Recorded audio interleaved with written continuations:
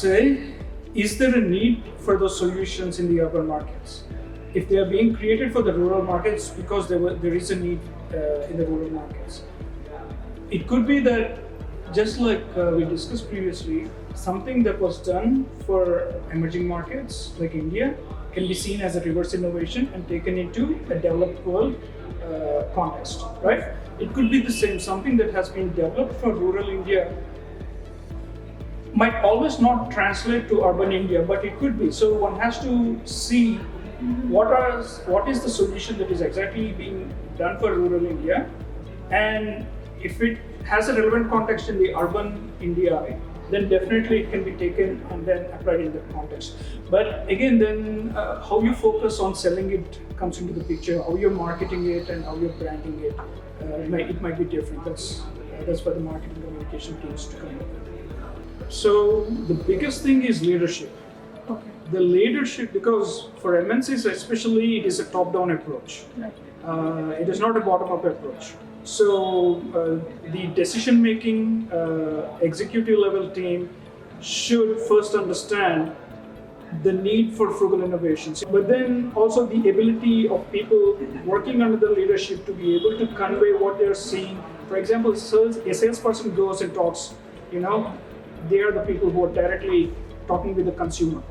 Then if it is a proper sales manager and the sales director or vice president for sales, if they're able to convey what is happening, and for some reason either they're losing market share, that already shows in their sales, then they would need to figure out, are we doing something wrong, or do we need to do something that our rival is doing? Do we need to do something differently? Do we need a product diversification? All these come together.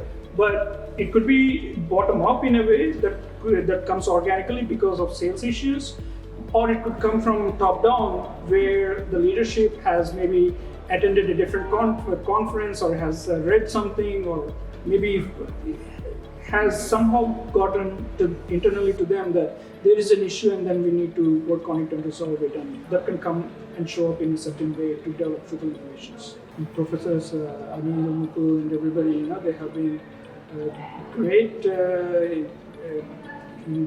initially reaching out to me a couple of years back, and then I was participating with an organization, Frugal, as I think we were a knowledge partner probably at the time. Yes. And then we took on the role, and then I was invited to be, and I'm honored to be a part of the Advisory Committee for CRIFT. We want to develop on it because there are two aspects, because at the end of the day, you are a business school and then your business students. How do we help get the students access to issues that are relevant for them during their studies and post-studies throughout the career? That's something that would be interesting to do and explore further. And then also at an organizational level, what would things be? How can they can collaborate on mutually interesting projects? It could be projects focusing solely on India, or it could be an EU-India collaboration.